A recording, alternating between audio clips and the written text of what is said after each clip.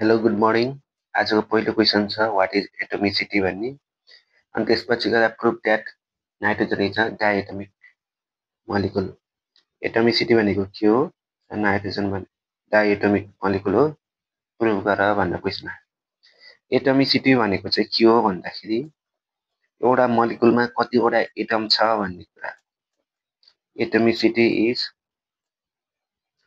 Defined as the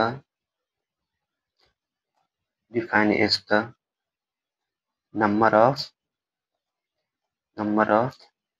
atoms present in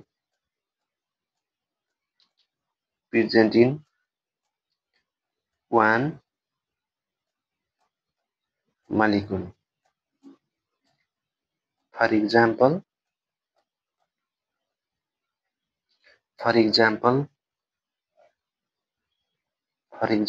one molecule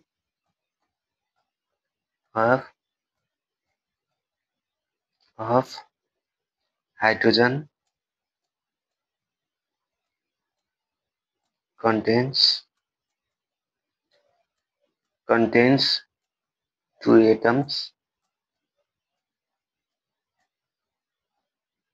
So atomicity of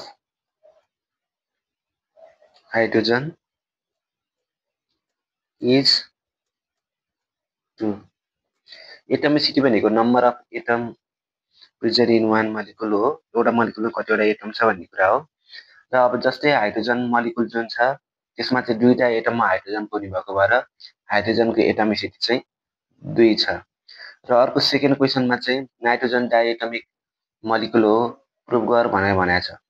यसको बारेमा चाहिँ के गर्न पर्यो भने नाइट्रोजनको चाहिँ हामीले रियाक्सन लेख्नुपर्छ कि एउटा नाइट्रोजन एउटा मोलिकुलले चाहिँ दुईटा एटम, नाइट्रोजनको एउटा मोलिकुलमा दुईवटा एटम हुन्छ भनेर हामीले प्रुभ गर्नुपर्छ। अनि त्यही भएर हामीले त्यो रियाक्सन लेख्नुपर्छ र त्यो रियाक्सन चाहिँ हामीलाई पहिले थाहा हुनुपर्छ। जस्तै हामीले अब यहाँ के लेख्न गइरहेछौँ भने ल एउटा रियाक्सन लेख्दैछु हैन, फ्रम एक्सपेरिमेन्ट भनेर एउटा रियाक्सन मैले लेखेँ हैन। हामीलाई थाहा भएको रियाक्सन नाइट्रोजन र हाइड्रोजन ग्यास मिलेर एमोनिया बनेको कुरा त हामीलाई थाहा छ, एमोनिया बन्छ भन्ने। अब त्यही सम्झिने हामीले नाइट्रोजन प्लस हाइड्रोजन मिलेर चाहिँ के बन्छ? Ammonia gas. र यतिखेर हामीले चाहिँ ब्यालेन्स भएको इक्वेसन चाहिँ हामीले सम्झिनुपर्छ कि, किनभने यहाँ चाहिँ भोल्युमको वाइज यति भोल्युममा हैन, यति भोल्युमको नाइट्रोजन र हाइड्रोजन ग्यास मिलेर यति भोल्युमको एमोनिया बन्यो भन्ने कुरा चाहिँ हामीले यहाँ गर्नुपर्ने हुन्छ। अब नाइट्रोजन हुन्छ हाइड्रोजन र एमोनिया NH3। अब यो इक्वेसनलाई ब्यालेन्स गर्ने हैन, गर्दाखेरि के हुन्छ 3s2 बल्ल ब्यालेन्स भयो। अब एक्सपेरिमेन्टबाट हामीले के भन्न सक्छौँ भने one volume of nitrogen and 3 volume of hydrogen reacts to form 2 volume of ammonia भन्न सक्छौँ। 2 भोल्युम अफ एमोनिया चाहिँ के बन्छ? जस्तै अब यो 1 भोल्युम भयो, यो 3 भोल्युम भयो र यो 2 भोल्युम भयो हैन। अनि हामीलाई के थाहा छ भने एभोगाड्रो हाइपोथेसिसले चाहिँ के भन्छ भने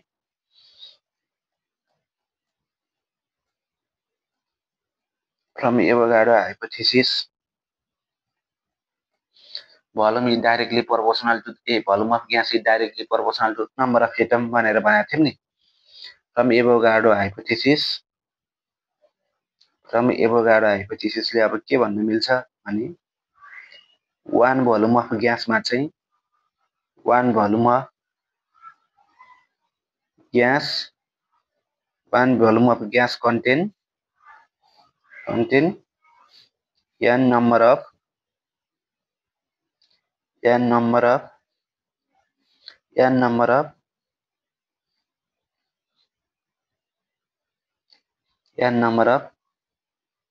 molecules भनेर हामीले लेख्न पाइन्छ।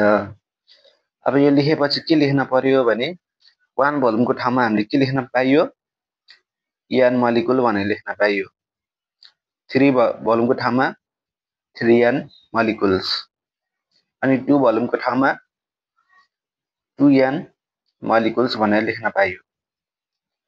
र सबैको n हटाम है, n काटेपछि के हुन्छ, यसमा 1 मोलिकुल हुन्छ, यसमा 1 मोलिकुल हुन्छ, यसमा 3 मोलिकुल्स हुन्छ र यसमा 2 मोलिकुल्स हुन्छ, दुईटा मोलिकुल हुन्छ। अब यो 1 मोलिकुल छ, यसलाई पनि 2 ले भाग, यसलाई कतिले भाग गरौँ, 2 ले भाग गरौँ। यो 3 लाई पनि 2 ले भाग गरौँ, यसलाई 2 ले भाग गर्दा कति हुन्छ, 1 मोलिकुल हुन्छ। हामीले किन 2 ले भाग गरेको भने हामीलाई नाइट्रोजनमा दुईटा एटम छ भनेर देखाउनु छ कि हाम्रो क्वेशन अनुसार नाइट्रोजनमा दुईटा एटम छ भनेर हामीले प्रुभ गर्नु छ, त्यही भएर हामीले यहाँ 2 ले भाग गरेको हो हैन। अब 1/2 मोलिकुल अफ के भयो, नाइट्रोजन भएपछि हामीले के लेख्न सक्छौं,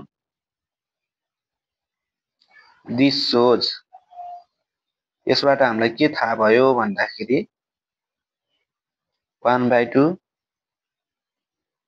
मोलिकुल अफ नाइट्रोजन मा त 1/2 मोलिकुल भनेपछि कति हुन्छ, n2 भनेपछि 2 ले भाग गर्दा कति हुने भयो, 1 एटम नाइट्रोजन हुने भयो, 1 एटम नाइट्रोजन हुने भयो। त्यसो भए 1 मोलिकुल अफ नाइट्रोजनमा कति हुने भयो, यो रिएक्सनले के हुन्छ भने माथिको चाहिँ होरियो हामीले 1/2 मोलिकुलले के देखाएको छ भने 1/2 molecule nitrogen 3/2 molecule of hydrogen मिसेर चाहिँ 1 मोलिकुल अफ एमोनिया ग्यास बनेछ भन्ने कुरा देखाएको छ के। अनि त्यसैको आधारमा एउटा नाइट्रोजन एमोनिया ग्यासमा त एउटा मोलिकुल बन्नलाई चाहिँ 1/2 मोलिकुल चाहिँ के भयो, नाइट्रोजन खर्च भयो, 3/2 मोलिकुल चाहिँ हाइड्रोजन खर्च भयो। अनि त्यसैको आधारमा चाहिँ हामीले यो निकालेको हो। अनि 1 मोलिकुल अफ नाइट्रोजन भनेको 2 एटम्स अफ नाइट्रोजन भयो। अनि त्यसपछि गएर यो भएपछि के भन्न मिल्यो, त्यही भएर हामीले के भन्न सकिन्छ भने एउटा मोलिकुलमा दुईटा एटम भएपछि नाइट्रोजन इज डाइएटमिक, नाइट्रोजन भनेको एउटा डाइएटमिक मोलिकुल हो, यो चाहिँ प्रुभ भयो भन्न सक्छौं हामीले। किनभने हाम्रो क्वेशनले त प्रुभ गर भनेको थियो, क्वेशनले जे भनेको थियो त्यही गर्न पर्यो। What is prove the nitrogen is a diatomic भनेको थियो। अनि त्यसैको आधारमा चाहिँ हामीले चाहिँ निकाल्यौं। यसरी हामीले गर्न सक्छौं, nitrogen is a diatomic molecule चाहिँ प्रुभ भयो।